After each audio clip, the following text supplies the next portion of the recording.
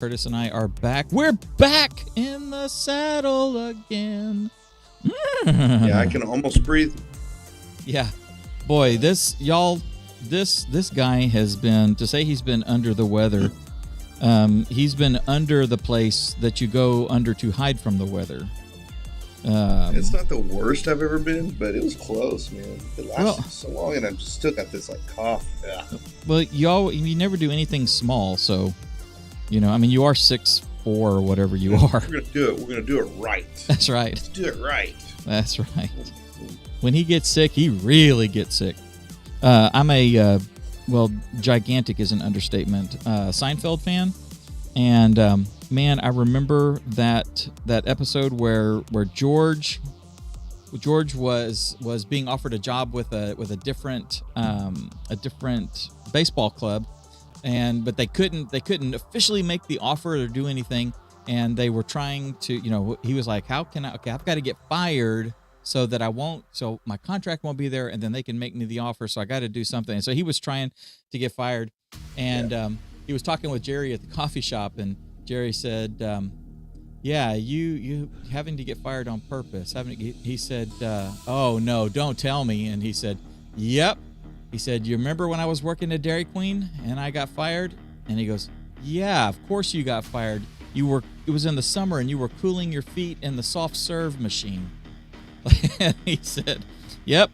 He said, when I walked out of there, they said, that guy really got fired. And when you get sick, you really get sick.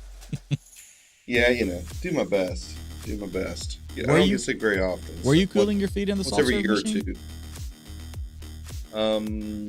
No, because just didn't want to have one available. But I don't know. But I just don't think that sounds like something I would want to do.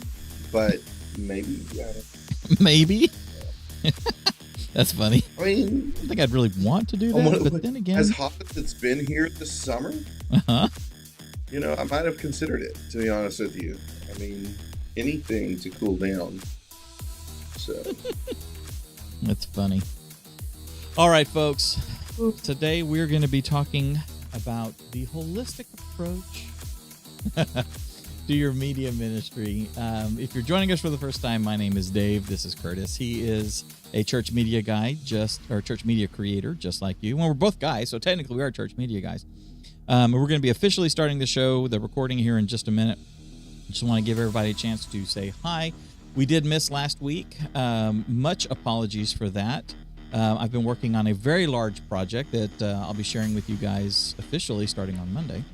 So I'm like under the crunch, and it's a broadcast deal. It's not just like doing shows and putting them up on our platform for streaming, on demand. It's like on demand is the backup, and we're actually doing it's a Bible reading challenge, basically a year of reading the Bible with as many people. Our goal is to have a million people doing it all simultaneously, and the people that started this a couple of years ago, they were doing it on Facebook, and it went the summer. The lady who kind of had the idea, she just thought, if I could get a handful of ladies that I'm going to read some scripture every day, and we'll go for about 15 or 20 minutes and just kind of just reading the word together and kind of get our day started off right. And before you know it, there were thousands and thousands and thousands of people that were joining live every morning. And so she approached us and said, hey, we're looking at doing this. I mean, this will be our third year to do this and stuff. What about if we did it on air and actually did use your network and your platform? And we said, sure. So we have been shooting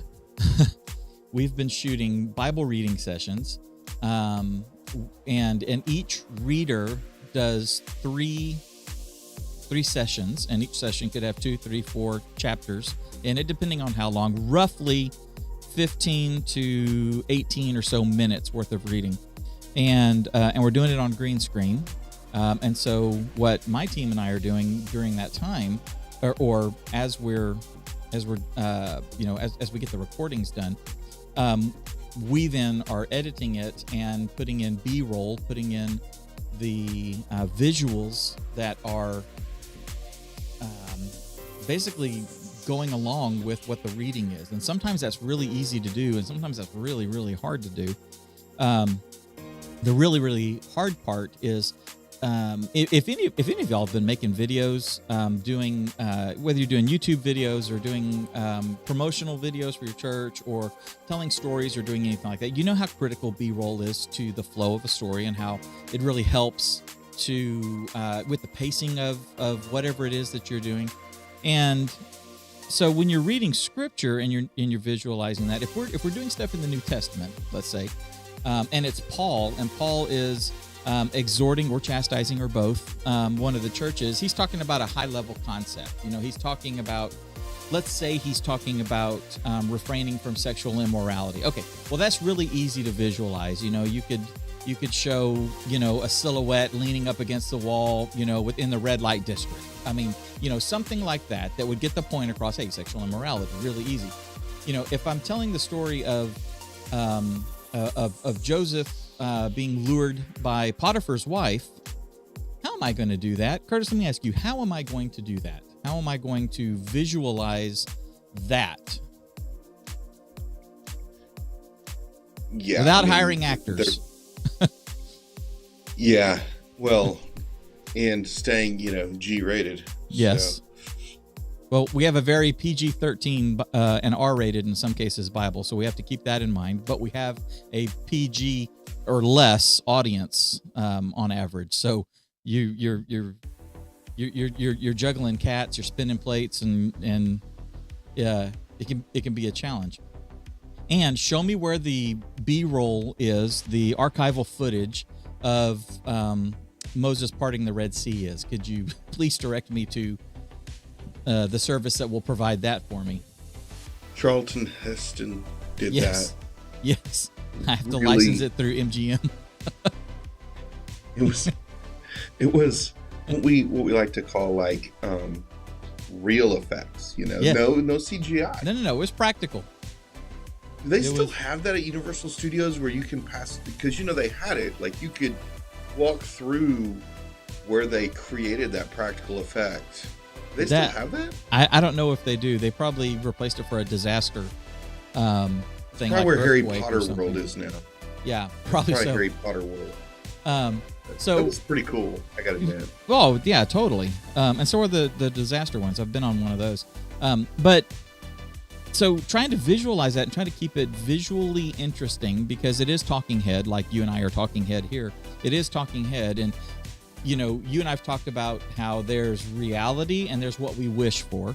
What we wish for is, and at the higher level, we're reading the Bible, so everybody should just be focused on reading the Bible and understand that you're reading the Bible and just be focused on that. The reality is this is on television or this is on your phone or something like that, and so there's an expectation that it needs to that the viewer is going to wander, that their eyes are going to wander, that you're going to have to keep engaging them and stuff. So we try to have good B-roll and stuff. And I'll tell you, one of the big things that I am becoming a master at is using Midjourney. We did that show a few weeks back with Rob Lauder, and we were talking about using AI, generative AI, to come up with various things. I've used at our church, I have used some AI to do some set extensions, like on announcement videos, where Curtis, we have a brick background that we use for shooting our announcement videos,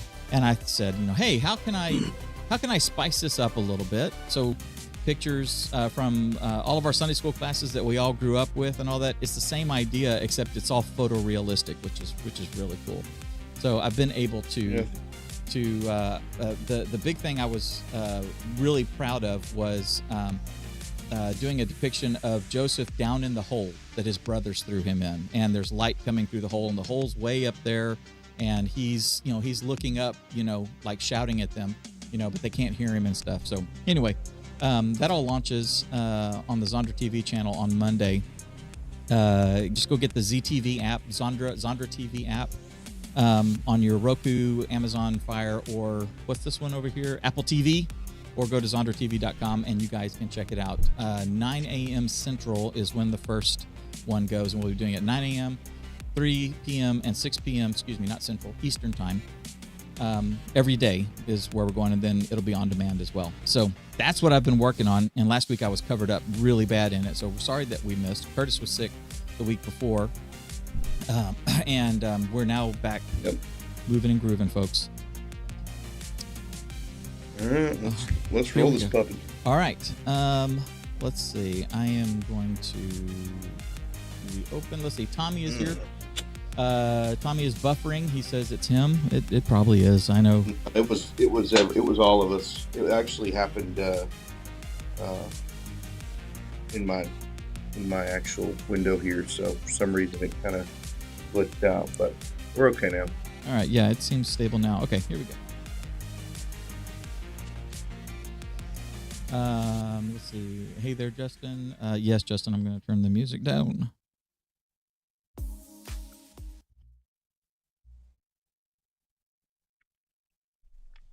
Okay.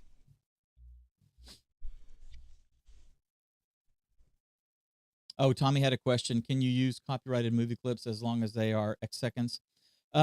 You would have to try to defend that if they challenged you on it. So it's better not to do that, or you have to pay royalties. You go through a service that where like I'm going to go and license this from MGM, Universal, or Paramount, or something. Even like if that. you were to use an image, still you'd be in the same situation. It's all copyrighted. Yeah, it's all copyrighted. Yep. So you have to be really careful about it. The cool thing about Midjourney is that their license is you don't have to give us attribution. You don't have to do anything. Just, use our stuff, make things, and go. Someone in the Hacks group the other day, or was it? I know it wasn't in the Hacks group. It was in the AI group. Had asked about how do you credit AI? When you use AI in your stuff, and I just replied and said I don't. Unless the tool I'm using says if you're going to use our tool, you specifically have to say something, which the tools I'm using don't say that, and I would be kind of loath to do that anyway because I don't credit Logitech for making the mouse that I'm using, or Asus for making the motherboard, or Nvidia for making my graphics card. I don't credit them. These are just tools. I pick up some paint. Your wife is a painter. She doesn't credit the horse that made the hair for her brush that she bought to do her art. So anyway, that's neither here nor there. Here we go, guys.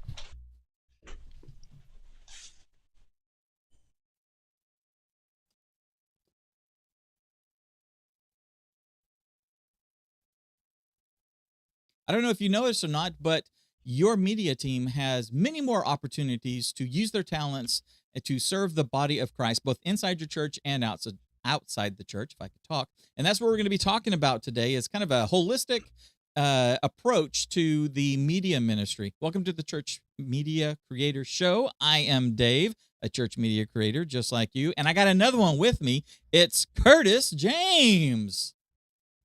Hey, guys. Hey, Dave. Good to see you today, sir. Good to see you. Good to be seen. This was actually an idea that you came up with for the show, talking about that there's a lot more that is available to us, or can easily be made available to us, or that we can easily implement beyond just like our little sound box or sound booth or control room or whatever.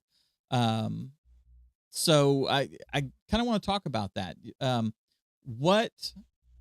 How can we extend our talents beyond the walls of the morning service, or the Sunday morning service, or Sunday evening service, or Wednesday night service, beyond those walls, but then beyond those times as well? Yeah, I think that one of the things that we run into a lot of time when we are looking at our media ministries in our churches is we get tunnel vision on the sanctuary and on our service times, because that's our primary goal. Right. Face it, your church, the worship service is probably the most important thing every week. It's the thing that everybody's wanting to make sure is done best. It's the opportunity to engage guests. It's, all these different kinds of things. So there's no question that as a media ministry, our primary focus, the most important thing we're doing, and the most media heavy space in our church will be our worship centers. It'll be where we have our worship services. But it's important that we don't isolate ourselves there, because there are so many other media needs in our churches. And what ends up happening is you end up with a worship center that has maybe newer equipment. It's, that's where we spend our budget money and everything. And then you've got a youth ministry that has a worship service every week, and they get a bunch of cast-offs and nobody knows how to use the equipment. And what happens? Or you have a fellowship hall and there's a women's conference at our church this weekend in our fellowship hall. But what if you don't have any of the media tools that they need for that conference? Or even more importantly, nobody knows how to use them. A lot of times we'll move some stuff around, but then nobody knows how to use them. Why? Because all we do is serve in the worship center. We only serve the worship ministry in that way. And isolating ourselves in that way, siloing that ministry, isn't healthy for us, and it's not healthy for our church.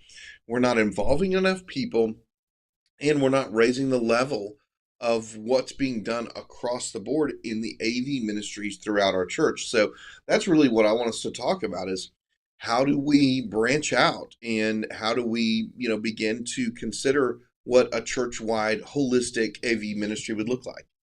Okay. So, I understand the hand-me-down thing. It does make sense from an order of priority, and we've actually talked about that, where it makes sense that if you need to expand the capacity of the soundboard in the worship center, you've gone from not having a band to having a band, and now you got a bunch more channels and all that. It would make sense to take a 16-channel board and let's move that to the youth room while we buy a 32-channel, board or something like that.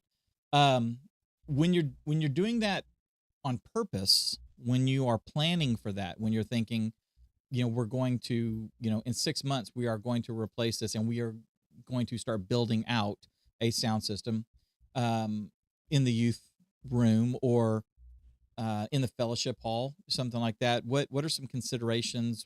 How are some ways to be intentional, I guess, about that? Yeah, I mean, that's the right word. Intentionality is the right word. So first of all, when we just buy the cheapest thing we can find, you don't get to hand that down to anybody. If you have Voco Pro mics, then you're 6 months from a doorstop, first of all, but you're never going to be able to pass that on to your youth ministry or use it in your fellowship hall or anything like that. And I do want to push back against the concept. People are like, well, we shouldn't just give our youth the leftovers. Okay, I understand, and I don't disagree with you, but at the same time, what if our leftovers are good? Like, right. I have 2 sons, and hand-me-downs were a very real thing in our home. And, we didn't ever hand down shoes because the shoes get worn out. But we could hand down shirts and hats and jackets and all that kind of stuff. Mm-hmm. And honestly, we had friends who had some boys who were a couple of years younger than ours. So my wife would gather up all of our good hand-me-downs and take them over to them. And then they would wear them. And we actually have a family in our church right now who has some guys who are younger than my guys. And I see them every once in a while wearing a jacket. I'm like, oh, I know that jacket. That was my son's jacket, Right. And that's a good thing. And so when we get quality stuff, then we have things we can hand down. If we always buy the cheapest stuff, then we're probably not going to have anything to hand down. So sometimes we do want to look at it when we buy and say, maybe we spend a little bit more and we get something that can have some longevity so it can be used in some other areas of the church as opposed to buying something else. But at the same time, if you have a 25-year-old analog soundboard, or maybe you got a PV soundboard, it's got the wood paneling or wood, like solid wood on the sides. If you have solid wood on your soundboard, it's probably too old. I'm just letting you know. It's Right. probably too old. Now there's some newer ones that, like custom builds and stuff that look cool. But, if you got solid wood panels on your soundboard, you probably should replace it. And you don't need to hand that down to anybody, because it's just not good enough. So we don't want to hand down junk to our youth ministry, but passing something on from your worship center to your youth ministry is not a bad thing. Say you upgrade a camera. Hey, great. Say you upgrade some microphones. Maybe you go to wireless or you upgrade to a newer wireless system. You can take those, move them over. Man, your youth ministry will love that. They'll eat it up because they don't have what they have isn't that nice a lot of the time. It doesn't mean we don't buy new things for those spaces. And when I talk about youth ministry, I say it because it's most likely the next highest technological space in your church from your worship center. Right. They're probably using TVs or projection. They're using a sound system and microphones. They're plugging instruments in and all that kind of stuff. Whereas some of the other spaces, like your kids' church room, your fellowship hall, we can talk about those a little bit, but they're usually a little less technologically advanced. And so that's why it's usually, goes from the worship center to the youth space. But I will say this also in intentionality, and that is that when you buy, try, if you can, try to buy within the same family. So like, for instance, if you go into the space where our youth and our college students worship, and we do other events and stuff, you're going to find the little brother of the soundboard that's in our worship center. We could have spent a little bit less when we did this. We talked about it. We could have spent hundreds less than we spent to go with a different board that was still a very good board that would have done what we needed.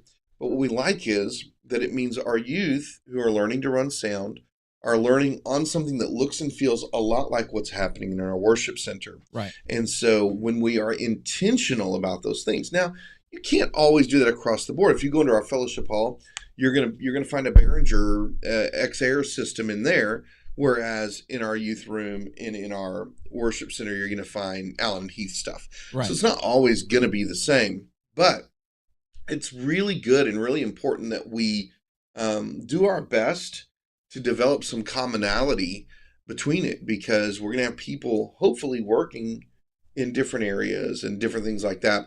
And that familiarity moves forward and it also moves back. So someone from the worship center can go and help with a problem in your youth room or something like that. So yeah, so that when it comes to hand-me-downs, the key is buying well initially allows you to hand stuff down, and upgrading in your sanctuary in an appropriate amount of time also does. If I buy a new soundboard and then 20 years from now I'm going to replace it, handing it down is not going to be any good from a digital standpoint. But if I have an upgrade schedule that understands that, then so it's that kind of intentionality that we're looking for sure. And if you haven't had that intentionality, if you have been bootstrapping, which a lot of small churches, a lot of young churches are doing just that, Curtis. They're bootstrapping. They are, Bob is in a band and they have an old soundboard because they've bought some new gear, for their band. So he's bringing it up there and we're going to use this from now on.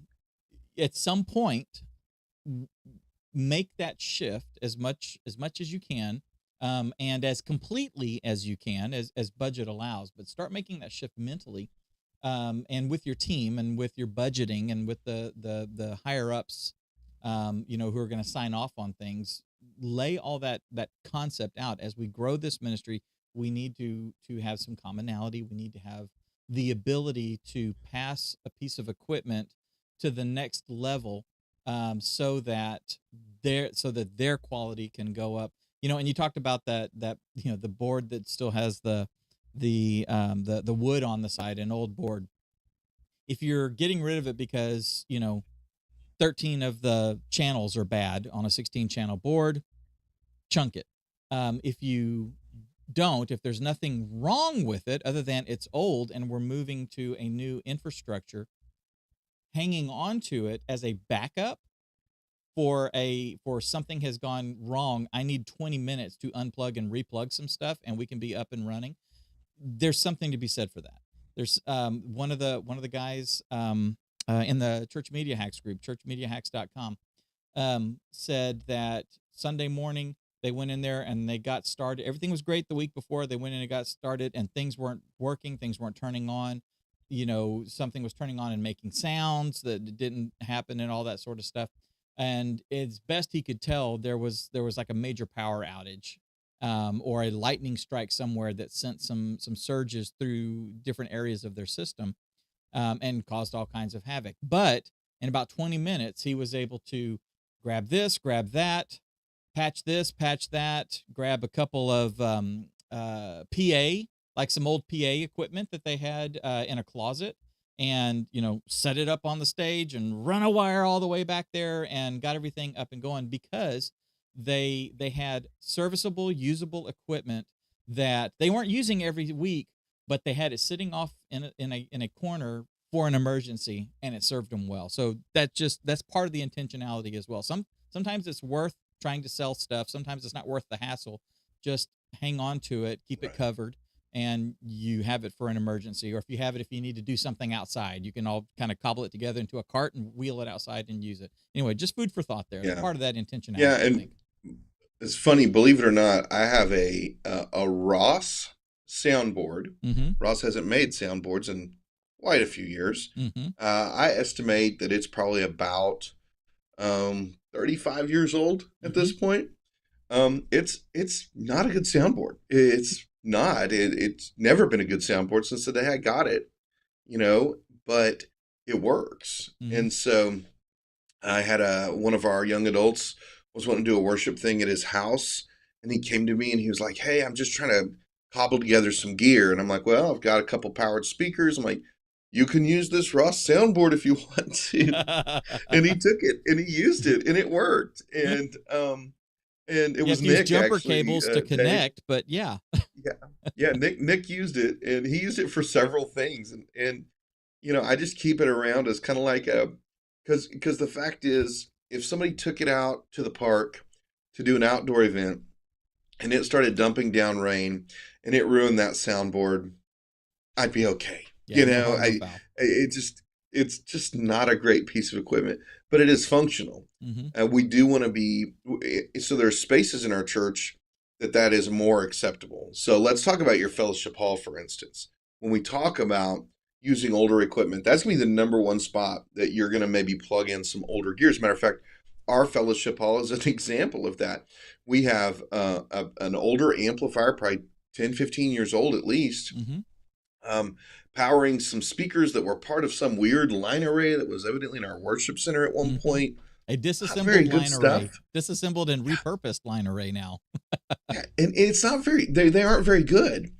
But in our fellowship hall, we seldomly have music. It's normally speaking. Right. And they're fine for speaking. And basic sound reinforcement. Yeah, and so we went out and bought a little, Behringer X-Air, and it's in a rack with the amp, and then the speakers are hanging up there, and we've got an iPad, and we have this system that is sufficient for everything we want to do in our fellowship hall. That's right. It works, and it's really handy to have. And it is kind of like the end of the line. Like, there's no place else I would want to use this gear. I don't really want to use it in there, but we didn't want to spend a lot of money. And so you kind of do end up with this trickle-down effect.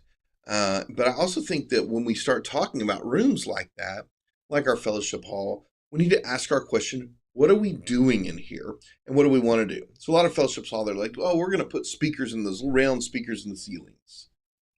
Great. You're going to hate it. It's going to sound awful. Yep. You're never going to be happy with it unless you're just playing elevator music in the background. They're just not really good for that. It's an emergency room. Now, if it's already what you have, ER waiting room is what you're putting in there. Yeah. And if it's already what you have installed in there, then we sometimes have to deal with it. But your older stuff repurposed will actually sound a lot better than a ceiling speaker is going to sound. And so just know, like, it depends on what you're doing. Hey, all we ever do in there is speak. Well, the over-the-head ones, they're okay for speaking. They're probably going to distort a little bit or whatever. Don't walk around with the microphone.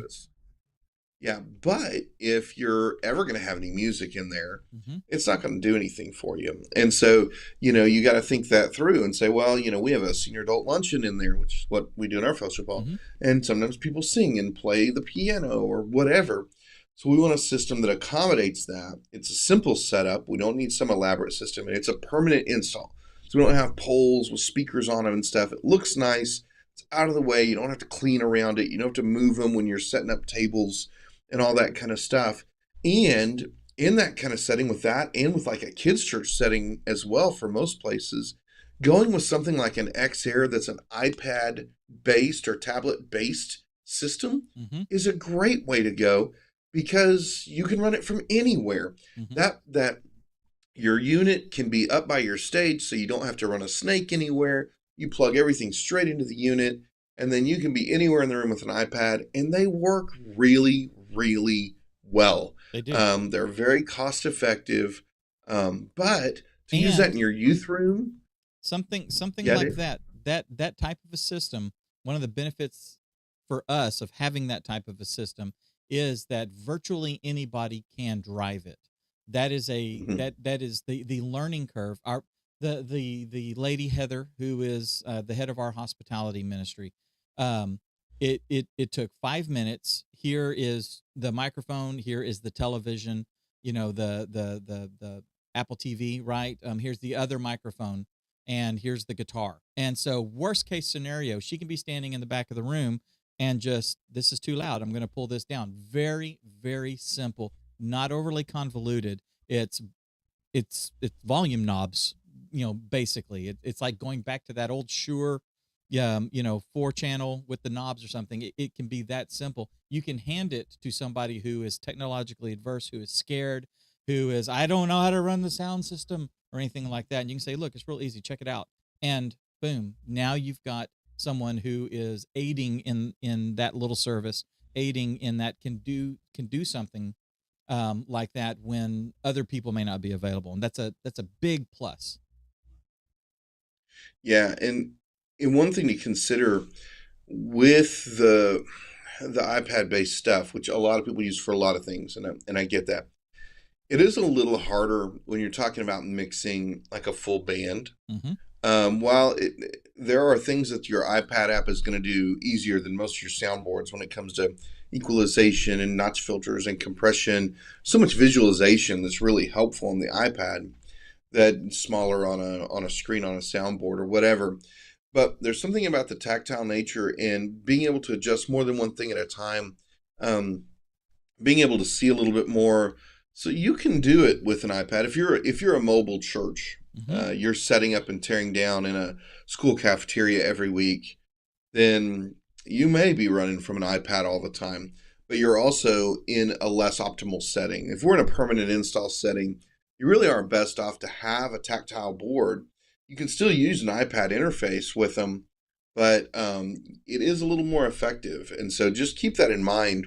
But it also has to do with kind of the farm system that we build in our media ministries. And that is, are we teaching people to be more engaged and to be able to step up into more things? Or are we just trying to get them to only do the thing that they do? This person only knows how to run the fellowship hall system, and that's it, And so I think that's something to consider. We're really talking about sound. We're talking about video. Yes. And you run into the same thing from video projection. Oh, well, we're getting new projectors in the sanctuary, so we're going to move the old ones into the youth room. That's fine, except why are you moving them? Are the ones why in are the youth you room replacing really, them? Are they really bad? Then by the time, we're going to move them. Okay, we're going to replace the lamps. We're going to spend hundreds of dollars replacing the lamps, and then we're going to put them in there. How much upgrade are you actually getting out of that? Right. There's just things to consider. Right. In TVs, if you're using TVs, normally we don't upgrade them until they break. And so at that point, you don't really have much to pass on. But and then but also, and Dave, you can speak to this from a video standpoint as far as cameras, our switchers, all the stuff that we're using. Mm-hmm. How do you see that in this same light in a holistic approach? So a couple of different things. First off, in an ideal setting, when I can, I want to match equipment as much as possible, right? You talked about, we've got the Allen and Heath big board that we use. We've got the Allen and Heath small board that is in the youth thing. That way, one of our youth, if need be, can fill in as doing front of house on Sunday morning. And we've actually had that, and it's worked well because the learning curve is just a little bit more, because all the foundation is already there. They already know how to turn it on, where to do this, where to do that. So the same applies when it comes to the video system, as far as being able to run the same type of equipment and be familiar with it. I try to do that as much as possible. And when you are using, let's take cameras. When you can, when your budget allows, if you have matched cameras, we have all the same types of cameras, then you're going to easily have calibrating those cameras, setting the exposure, setting the white balance, doing that. If you know how to do it on one, you know how to do it on the others, right? So you don't have to think, okay, I'm in a Panasonic system, so I got to go here, here, here, and here. When I'm in Canon, I go here, here, here, here, and we have this Red Dragon, and I've got to jump through all these hoops over here to do that. So if you're able to have matched cameras, okay, or if you're not necessarily going to match the cameras, but you're matching the ecosystem, whereas we're only going to buy Panasonic cameras, or we're only going to buy Canon cameras, that is just as good, because if you know how to do it on one, you pretty much know how to do it on the others. And they all use the same color science, the same color theories, color science goes into a Canon DSLR. Is kind of the same that goes into one of their camcorders. They all may bias a little bit towards the red or towards the blue, whereas Panasonic, everything in Panasonic kind of biases a little bit more towards the green. Okay, well, we're in the same ecosystem, we're in the same family, and when you are doing the upgrades and moving things, we're taking, at some point, we have a couple of PTZ cameras in our auditorium. We've had them for about 4 years.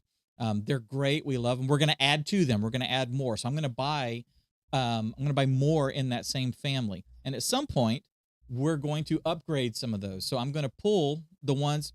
I'm upgrading them because I want better, a higher quality lens, or maybe these are all 20 by zoom, 20 times zoom lenses, and I really want to do 30s all the way around, because with a 30, I can get from the back of the room, I can get right up to a tight shot in the baptistry. Okay, so it makes sense to do that. So these ones that are working just fine, I could repurpose those. I can go put those in the youth room, and I can mount those 2 or 3 different places in the youth room. And now our youth have the beginning of a video system in there beyond just projection, but actually being able to capture images, record the video, record Bible studies, and do all that sort of stuff.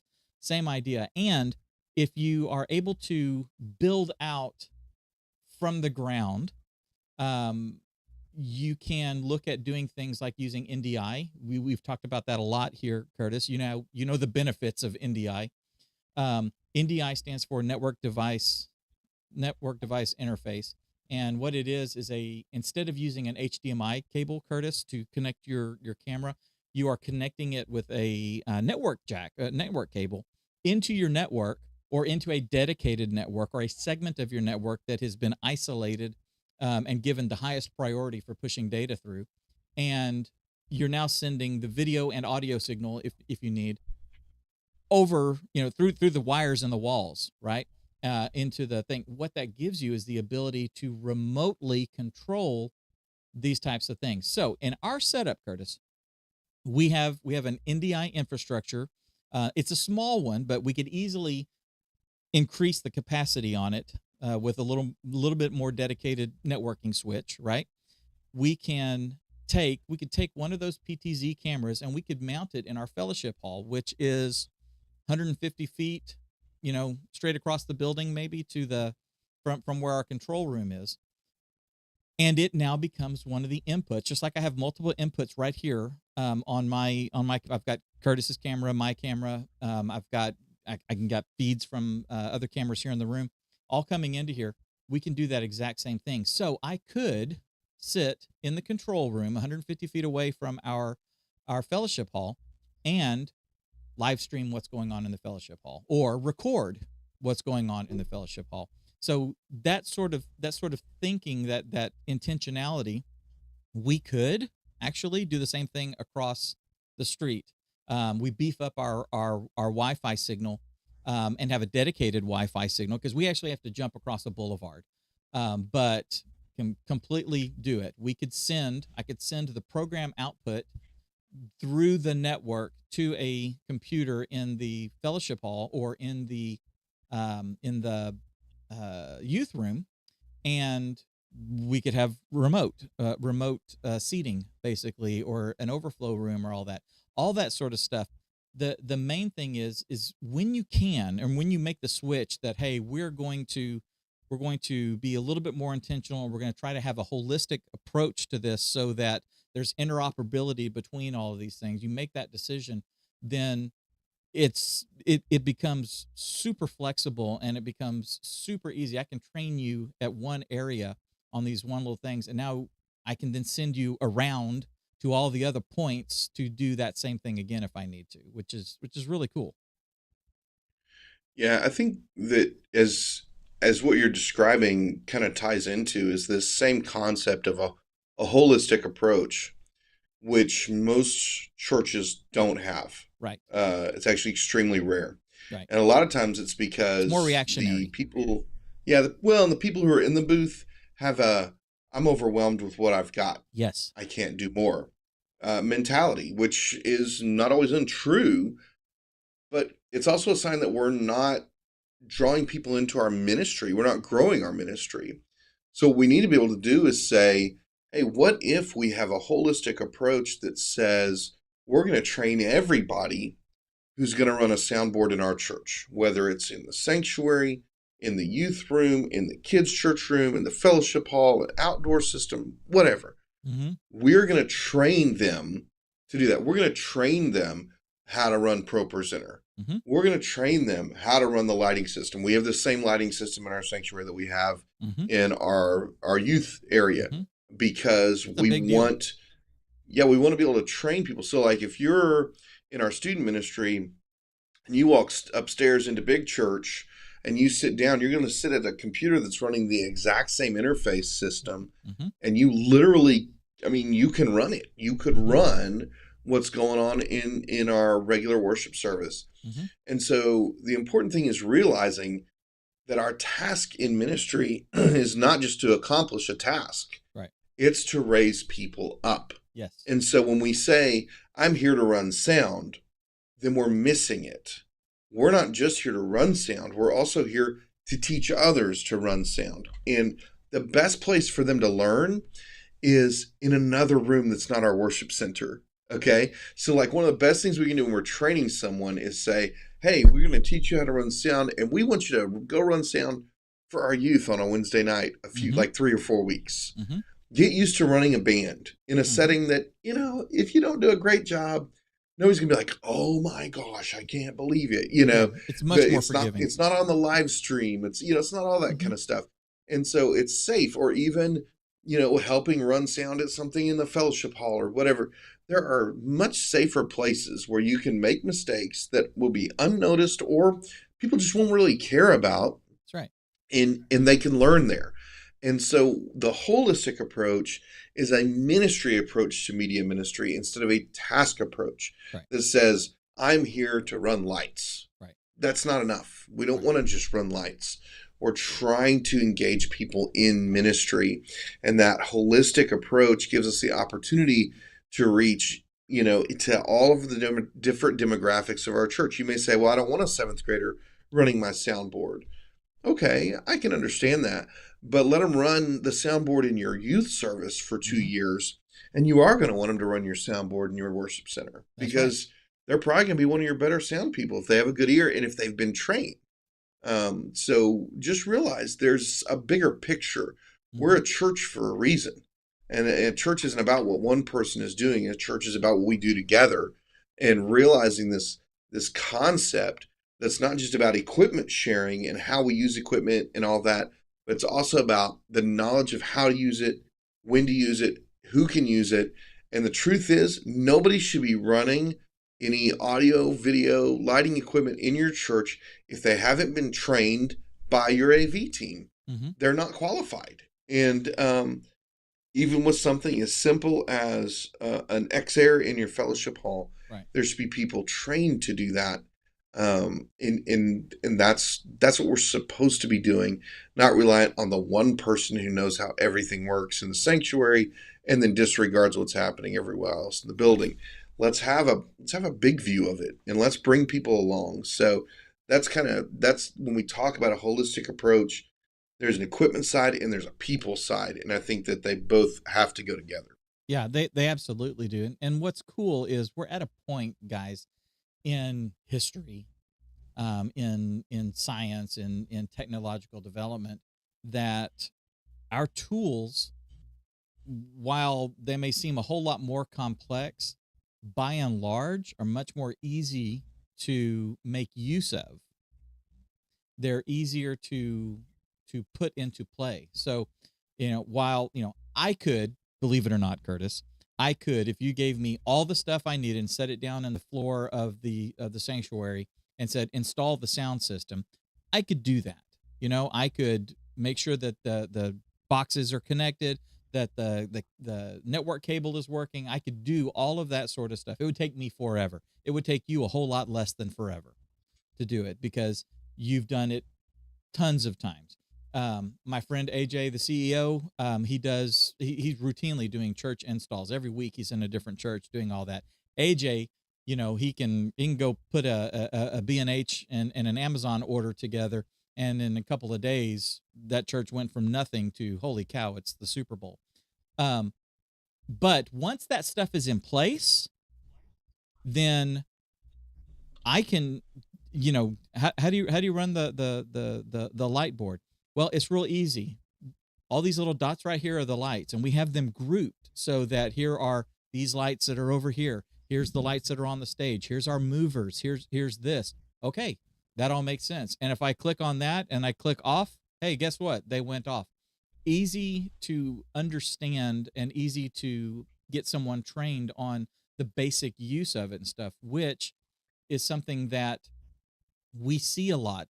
We see people being scared. Oh, I don't, I'm my clock is still flashing 12. I can't, I don't know how to run. I can't run a camera. I can't do television. I can't do anything like that. Yeah, you can. And it's really easy. And let me show you how to do it. So the more unified our equipment is, the more unified our ecosystem is, the more people that we have that are cross-trained in various things, and one person can step into another person's role relatively easy, the easier it is.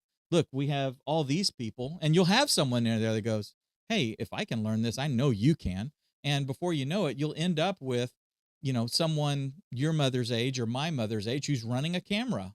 Never thought she could do it, but then realized, oh, it really is. There's these three principles I need to know, and now I can do it, and I'm good at it. I track him as he prances around on the stage like a panther, and I'm just locked in on him and doing really, really good. Our best camera person is a school teacher, a grammar school teacher, and she rocks that camera. Absolutely rocks that camera. Would not have pegged her. Would not have said, you know what? She's going to be our lead camera operator. Would not have pegged her. Depend on her. I absolutely depend on her. I would rather have her than, a sixth grader, who doesn't have, who has the attention span of a gnat. I'm surprised, which is really cool. So unify your system as you can, be intentional in your system as you can, and you can make it so that volunteers can be ramped up really easily, all things considered. Yeah.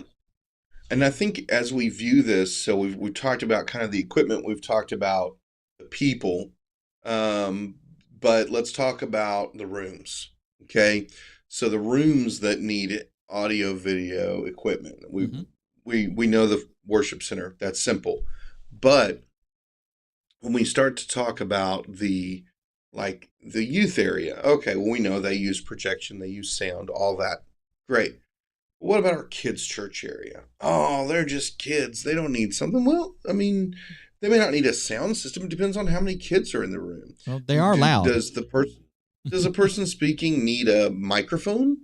Or do they not need a microphone? I don't know. It depends. Our kids' church room, we don't use a microphone. It's a decent sized room, but it's small enough with low enough ceilings. We don't need that. But we do music, and we do use a big TV with lyrics and things like that on it. So it just depends on what you're doing in your kids' church room, but making sure that we're offering quality and not just cast offs. We talked about Fellowship Hall. What does that look like? What do you do in that space? What about your foyer? What about your hallways? What about, is there a cry room? What about in the nursery? Do you have media in those places? When you're in the foyer of your church, is there a TV that scrolls announcements and maybe lets you kind of see what's happening inside the sanctuary, so you know when to come in and when not to? Do you have a cry room that has a TV in it, so that a mom can take her baby in there and connect with what's going on in the sanctuary? These are all AV things that you can say, well, that's not my problem because it's not in the worship center. But the truth is, it will become your problem, because if you don't engage in it in any way, then people are still going to come to you and say, hey, we can't see the service in here, or we can't hear this, or the audio's bad, or whatever.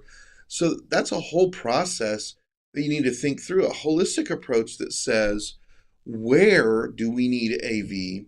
Where is it most beneficial for us to have it, that we would want to apply our funds, our equipment, and our people time to?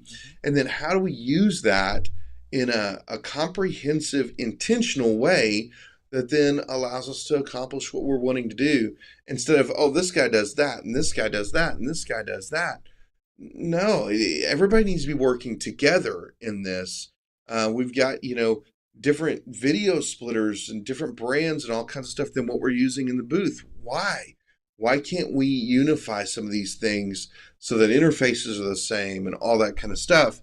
Why we're basically reinventing the wheel over and over and over. Right. And so we want to unify those things, whatever space we're talking about, not just in areas where people are having worship services. Right. A practical example of that, I think we at our church, we have a really good practical example of that, is, with very little exception, we always buy TCL Roku TVs.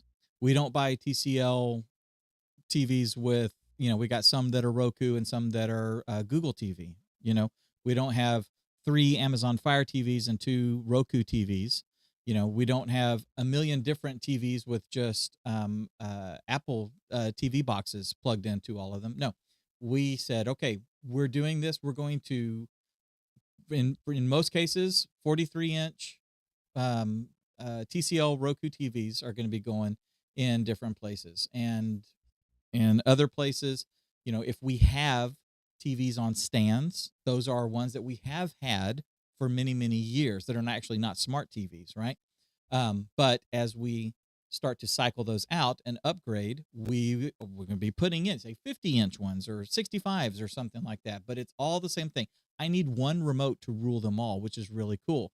So we can have a remote up in the booth. We can have a remote in the control room. We can have a remote over at the other place. And then just, if I need to, I can grab that remote from the Welcome Center and walk around and change the inputs on these TVs.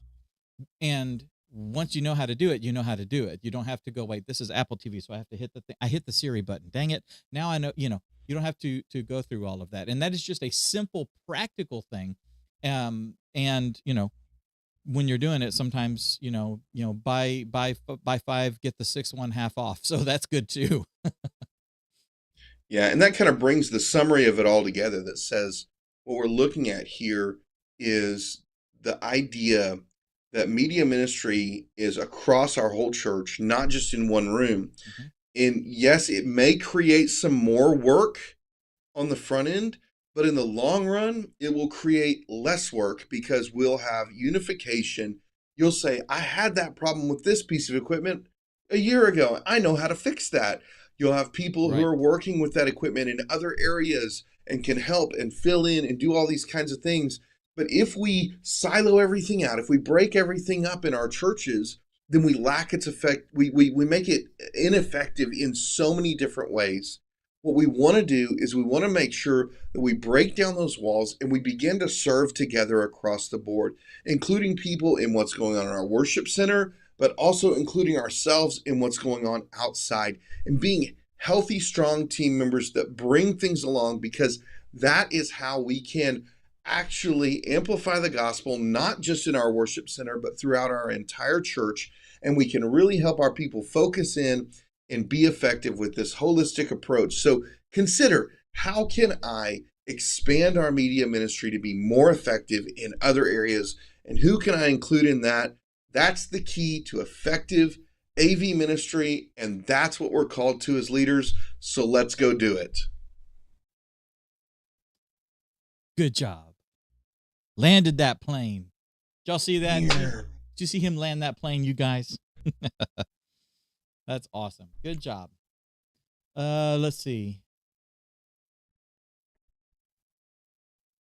I saw Pete come in from Northern California. Let's see. Letco 5.8 gigahertz SLR. Likato 5.8 gigahertz XLR wireless microphone. Have you heard of that? Lekato, Lekato? No. Let's see here. System plugs in a rechargeable microphone system set for dynamic microphones. Yep. Audio mixer, DSLR, camera, PA system. Yep. Let's see here. Awesome. Not a whole lot of questions. Really good. Apparently, we're just knocking it out of the park with the info. Yeah, there's this statement about the camera that goes into demo mode. Yes. That is a pain. You say that you have to turn off the standby system. Yeah, you have to turn that off. Also know that some cameras, if they don't have an SD card in them, will also do that to you. Yeah. They'll power off if they don't have an SD card, even if you're just using them to stream with. So just be aware, if it doesn't read an SD card, sometimes it'll actually power down on you. So if you have one timing out, you just want to put an SD card in there, and it'll stop doing that a lot of the time. Yes. So. And there's also, depending on the manufacturer, most of the time, if you go into the menu system, and it may be, it's not going to be in the camera or the audio setup. It may be in like the system level setup, where you can disable the standby demo mode, right? Or the what do you call it? The in-store mode, kind of like on televisions. You can disable that, turn off the power saving features, turn all of that sort of stuff off when you're going to be live streaming. You may be thinking, oh, I can save battery and all that. Well, you shouldn't be using battery when you're live streaming anyway, right? You should be plugged in. So you want to disable all those wonderful green features that they put into these things, because they just get in the way of trying to have the camera on for 3 hours straight. So just keep that in mind. And they're all those settings are usually in the same place. Getting there in the different ecosystems may be a little bit of a challenge, but once you know where it is, you can pretty much find it on any of the other cameras. So do that. But yeah, that's pretty smart, Curtis. Even if it's, even if you've got like some old 8 gig SD cards, that you can just plop in there so that it doesn't keep going, hey, I don't have an SD card. Well, yeah, we're never going to use an SD card in this one because it's strictly a live stream camera. Well, you can at least bypass those little things by just sticking something in there so that it'll hush and leave you alone. Yeah. All right. Yeah. Cool. Guys, thank y'all for joining us. Thanks for hanging out. And we will see you guys next time.